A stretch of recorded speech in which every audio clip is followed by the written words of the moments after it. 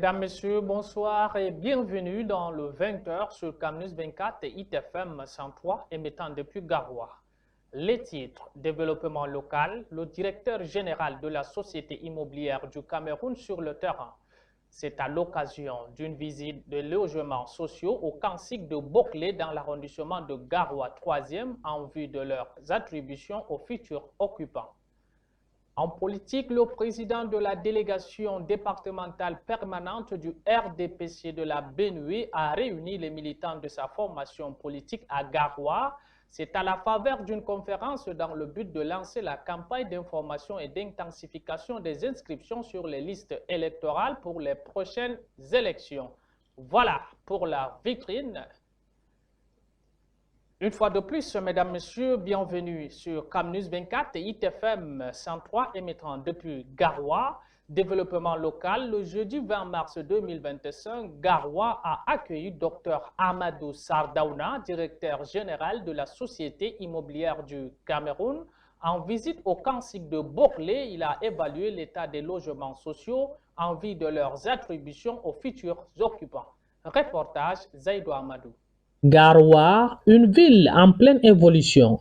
Nous vous amenons au Kansik de Boclé, situé dans l'arrondissement de Garoua 3e, où le directeur général de la Société immobilière du Cameroun, Dr Amadou Sardaouna, a effectué une visite cruciale. Accompagné du représentant du gouverneur de la région du Nord, Dr Sardaouna avait pour mission d'évaluer l'état des logements sociaux de Boclé, une étape essentielle pour garantir des conditions de vie décentes aux futurs occupants. Lors de sa visite, le directeur général, Dr Amadou Sardaouna, a constaté plusieurs problèmes préoccupants. Parmi les défis relevés, l'absence d'électricité et de raccordement au réseau essentiel. De plus, des actes de vandalisme ont été observés sur plusieurs bâtiments, compromettant ainsi la sécurité et le confort des futurs résidents. Il était de bon ton que l'autorité administrative descende avec nous pour faire ces constats et que nous parachevions les attributions qui ont été faites depuis 2021 pour défaut d'habitabilité. Les occupants n'ont pas pu être dans leur logement.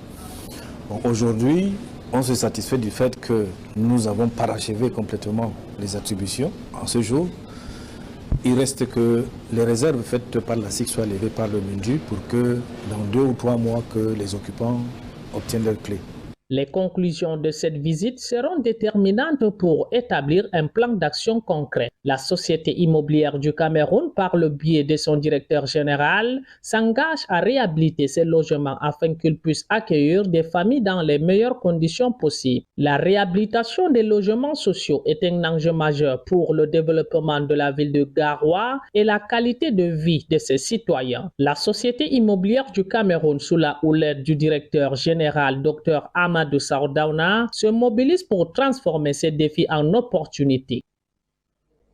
Parlons de l'économie à présent. Le ministre par intérim des Mines, de l'Industrie et du Développement technologique est actuellement en visite dans la région du littoral.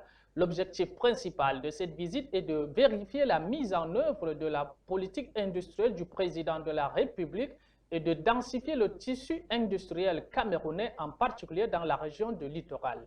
Zobel Apollinaire Bon depuis Douala. Aider à la ville lumière a été la première étape de la visite du ministre Focalitus Gentry, où il est arrivé le 17 mars dernier. Là-bas, il a visité 2 usines de cimenterie construites avec l'aide d'investisseurs chinois. Il a souligné l'importance de créer des emplois pour les locaux et la volonté du gouvernement camerounais de devenir exportateur de ciment en Afrique. Le Cameroun compte désormais 6 cimenteries avec une capacité de production totale de 8,4 millions de tonnes, ce qui permet de couvrir la demande nationale et de conquérir les marchés extérieurs.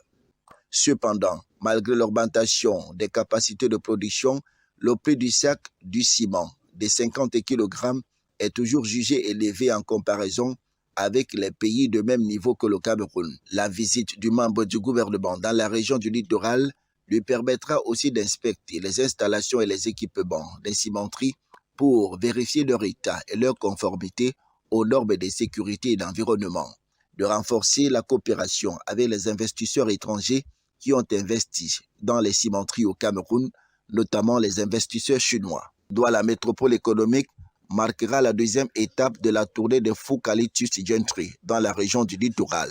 Des visites dans plusieurs entreprises de la place sont prévues à cet effet. Humanitaire, le Cameroun a couvert seulement 45% de ses besoins en 2024 avec 100 milliards de francs CFA récoltés contre 224 milliards de francs CFA prévus selon l'évaluation du plan de réponse humanitaire dressé par l'Organisation des Nations Unies. Ivo Tadjofou et Ghislain Kogan nous donnent plus de détails.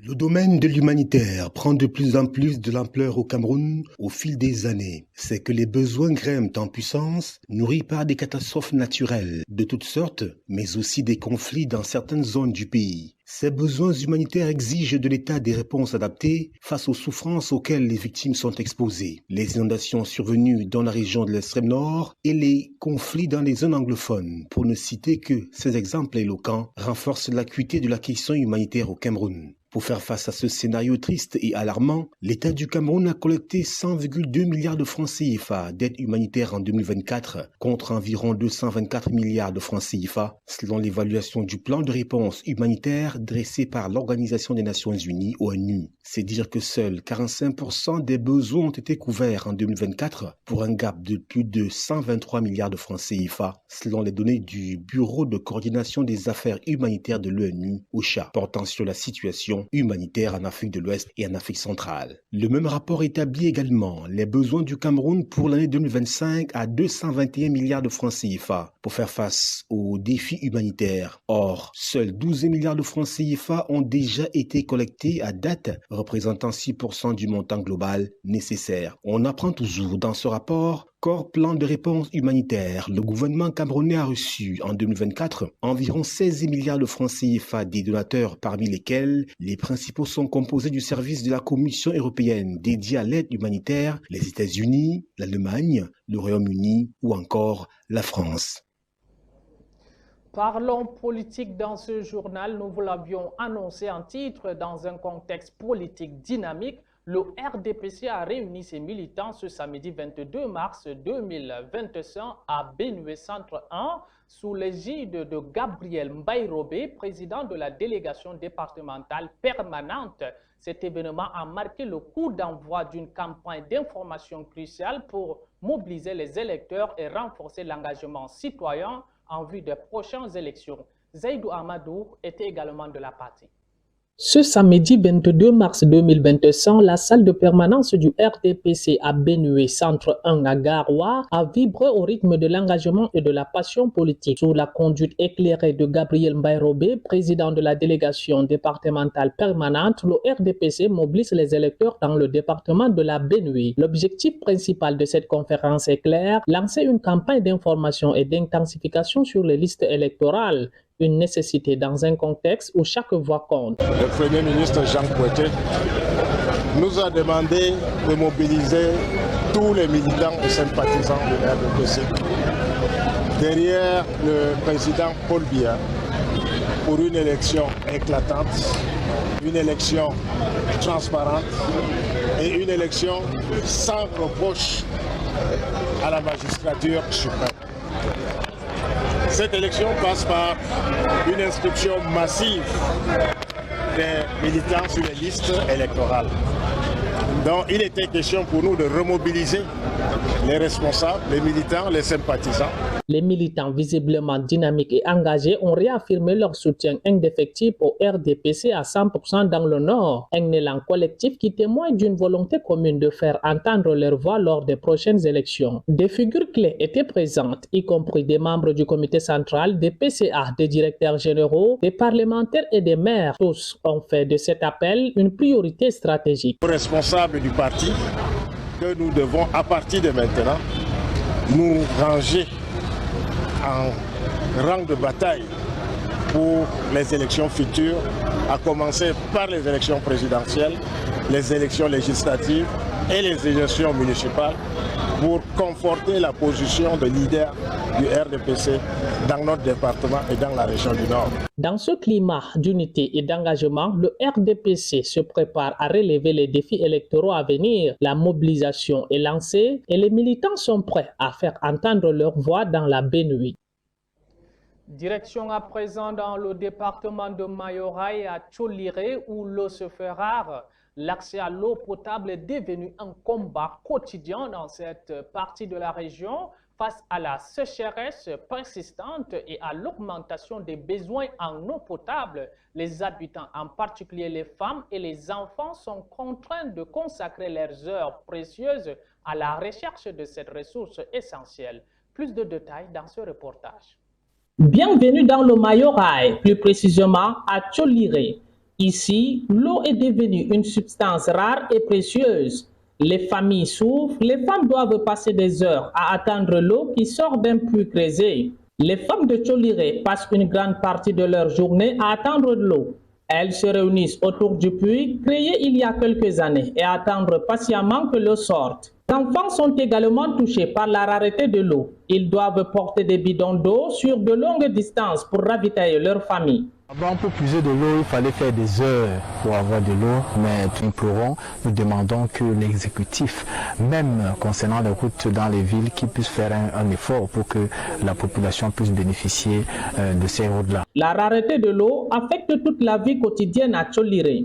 Les familles doivent se débrouiller pour trouver de l'eau pour boire, cuisiner et se laver. Tcholiré, où l'eau est devenue un luxe, les familles souffrent, les femmes et les enfants sont touchés. Il est urgent de trouver des solutions pour résoudre ce problème de rareté d'eau. Nous espérons que les élus locaux et les autorités compétentes prendront des mesures pour améliorer la situation alarmante que vit Tcholiré. Éliminatoire de la Coupe du Monde 2026 zone Afrique. Les Lions indomptables du Cameroun ont repris le chemin des entraînements le vendredi. Le groupe était au complet et la séance en nocturne s'est déroulée au stade militaire de Yaoundé. Moment de retrouvailles entre le sélectionneur, les joueurs et la presse qui a eu droit à 30 minutes de discussion avec les joueurs. Nos reporters Aline Dida et Michel Ateba nous racontent cette journée. Hormis les absences de Joskim Dawa et Ivan Neyoum restés en soins, le reste du groupe a répondu présent, malgré la pluie qui s'est abattue au stade militaire de Yaoundé. Marc Peter Brice et le reste du staff technique ont mené à bien la première séance d'entraînement depuis leur retour foireux de l'expédition sud-africaine. Sur le terrain, c'est un groupe visiblement qui a mis derrière lui ce mauvais passage sanctionné par ce résultat nul au sens propre comme au figuré. Andro Onana et Vincent Oubakar, le capitaine, et tous les autres y mettent du leur. Ouverte à la presse pour 30 minutes, la séance s'achève à huis clos pour des raisons stratégiques et tactiques. D'autres séances sont au programme avant la réception de la Libye mardi prochain à 20 h au stade Amadou Ahidjo de Yaoundé. Un ami qui te trahit n'est pas un ami, mais un étranger qui a abusé de ta confiance. Un vrai ami est celui qui te soutient dans les moments difficiles et non celui qui te quitte lorsque les choses se compliquent. Mesdames, Messieurs, fin de 20 h sur Camnus 24 et ITFM 103 émettant depuis Garoua. Bon début de la semaine et restez en compagnie de notre programme. On dira.